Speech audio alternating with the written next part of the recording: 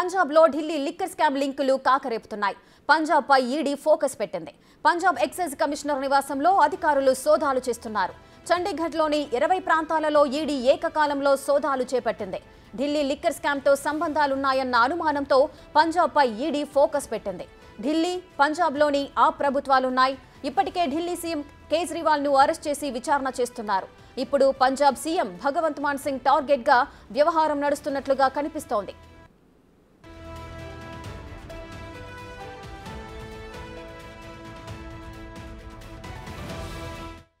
మరింత సమాచారం మా ప్రతినిధి శివ లైవ్ లో అందిస్తారు.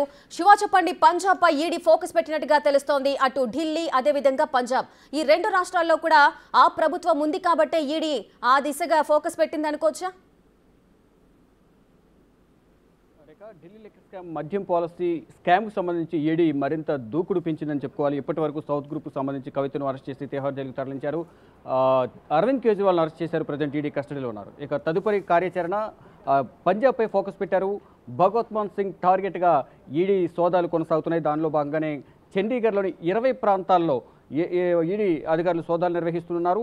మరోవైపు ఢిల్లీ పంజాబ్ ఎక్సైజ్ కమిషనర్ ఎవరైతే ఉన్నారో తన నివాసంలో సెక్టర్ 25లో చండీగఢ్లోని 25లో సెక్టర్ 25లో ప్రజెంట్ సోదాలు కొనసాగుతున్నాయి. కీలక ఆధారాలను సేకరిస్తున్నామంటూ కూడా ఈడీ అధికారులు తెలుపుతున్నారు. అంటే 20 ప్రాంతాల్లో ఏకకాలంలో సోదాలు నిర్వహించడంతో పంజాబ్ గవర్నమెంట్కు సంబంధించి ఫుల్ టార్గెట్గా ఈ ఈడీ సోదాలు నిర్వహిస్తున్నట్లు కూడా మనకు తెలుస్తుంది. గతంలో కూడా ఢిల్లీ లిక్కర్ స్కామ్కి సంబంధించి గౌతమ్ మల్హోత్రా వ్యాపారవేత్తలు ఇతర వ్యాపారాలునే మరోవైపు మద్యం వ్యాపారం కూడా గౌతమ్ మల్హోత్రా చేస్తుంటారు. ఈ గౌతమ్ మల్హోత్రా పంజాబ్కు సంబంధించిన శిరోమణి అకాలీదళ్ మాజీ ఎమ్మెల్యే దీప్ మల్హోత్రా కుమారుడు ఈ గౌతమ్ మల్హోత్రా. గతంలో ఫిబ్రవరిలో 2023 ఫిబ్రవరిలో గౌతమ్ మల్హోత్రాను కూడా అదుపులో తీసుకున్నారు. తర్వాత మధ్యంతర బెయిల్ అయితే లభించిన పరిస్థితి కనిపిస్తుంది.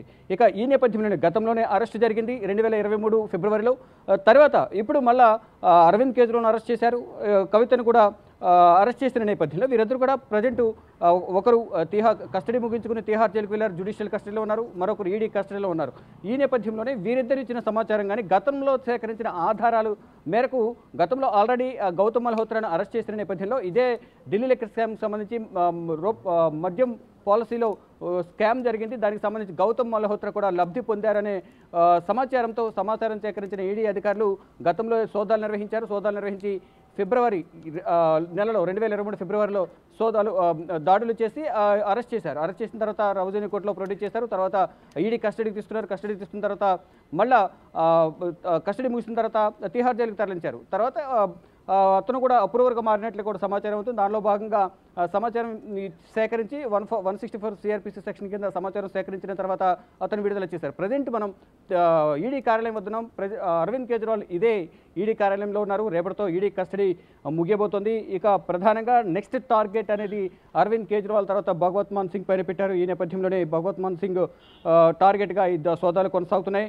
మొత్తం ఎక్సైజ్ పాలసీకి సంబంధించి గతంలో ఏదైతే సోదాలు నిర్వహించారో గౌతమ్ మల్హోత్రాకు సంబంధించి అసలు గౌతమ్ మల్హోత్రాను అదుపులో తీసుకోవడానికి ప్రధాన కారణం ఫిరోజ్పూర్లోని జీరాలో మన్సూర్వాల్ కల్లాన్ గ్రామంలో మల్హోత్రా కంపెనీకి చెందిన ప్రైవేట్ డిస్టిలరీస్ ఏదైతే మద్యం వ్యాపారాలకు సంబంధించిన డిస్టిలరీస్ ఏవైతే ఉన్నాయో దానికి సంబంధించి సోదాలు చేశారు. అంటే అక్కడ ఉన్న డిస్టిలరీ వల్ల సమీప ప్రాంతాల్లో ఉన్న ప్రజలు ఇబ్బందులు ఎదుర్కొంటున్నారు. దాని దుర్వాసన వల్ల కానీ ఆ డిస్టిలరీస్ వచ్చిన వ్యర్థాల వల్ల నీటి కాలుష్యం ఏర్పడుతుంది. దానివల్ల కంప్లైంట్ చేయడంతో ఈ ఢిల్లీకి సంబంధించిన మద్యం వ్యాపారానికి సంబంధించి లింకులు బయటకు వచ్చాయి.